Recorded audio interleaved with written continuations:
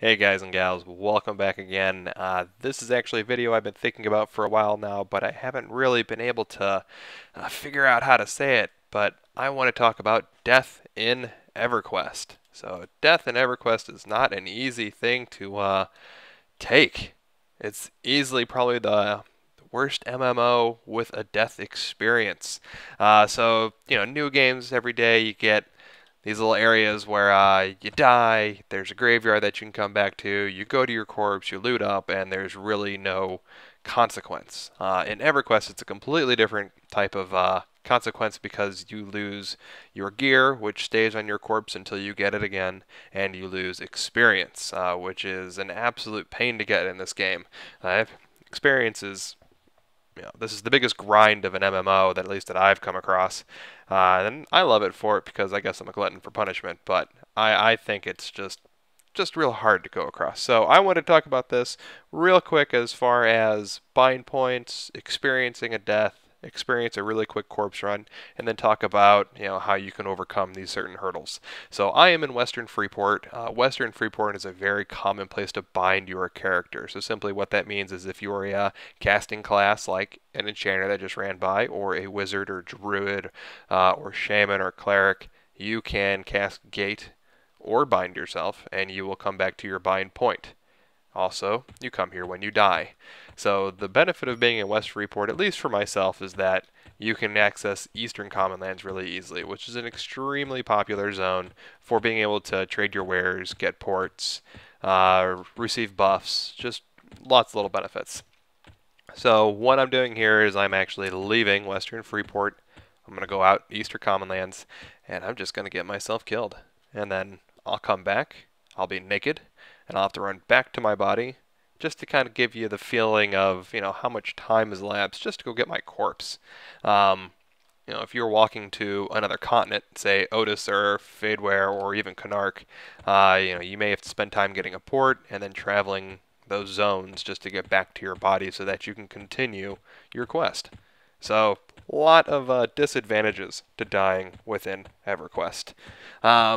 I think there are a couple of vendors in these huts right here. So being that I'm low life, I was messing around earlier. I am at 55% experience into this level right now. And I've got low health because I was just messing around earlier, like I said. And I'm going to give Barter the Blessed here a little stab in the back. And we're just going to, hate me big time. So stick with him just for a sec. He'll put me to the floor here. No time flat. But afterwards, hopefully, come on, buddy. You can do it. Oh, conscious again. Come on, pansy. Hit me. Hit me. Thank you. Okay. So when you die, you get slain by a mob. You get your little death message. You load back to where you were bound. In this case, I am close. This is meant to be a quick video of just, the explaining of death in this game versus any other game on the market. So, poof. Right back to where I started this video just a minute ago. As you can see now, I am naked, I have none of my gear, and instead of being at 55%, I'm down to 38% of my level. That's a pretty significant chunk of change. So normally, if you actually lose that much experience, you'd be pretty upset. But what this game has to offer is you can get resurrections from the class called the Cleric. They can get anywhere. As they get higher levels, they get a more powerful resurrection that gets you closer to where your experience point was actually at before. So in this case, I want to get as close to 55% as I can, so I need a 90+% experience res to get part of that 17% that I lost. Wow, really? 17%? That seems pretty cruel. Okay, not the point. Anyways, so I'm just going to run back, kind of loot up, leave something on my corpse, and then we'll wrap it up right there. Like I said, I just want this to be a quick little 5-minute video. Nothing too painful. I don't think death deserves a lot of explanation. I think it just kind of needs to be something to experience for yourself. So if I was in another zone, let's say I'm off in the Dreadlands off in Canark, I would actually be heading to the tunnel right now. I'd have to pick up a port from any porting class, which is going to be a druid or a wizard. I probably have to pay them a little bit of money to do so, and then I would continue on to getting my corpse. So here I am right here. If I right click on it like I was looting any monster, I can just loot myself up. But I don't want to loot everything up because it will, whoops, there we go.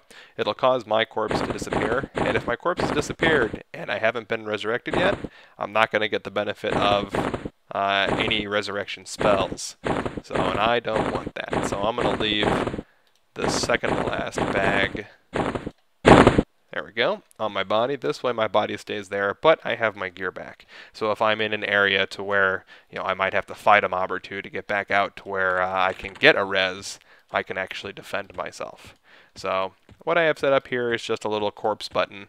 It's just /corpse, and that'll drag my corpse wherever I need it, so long as I have myself or it targeted.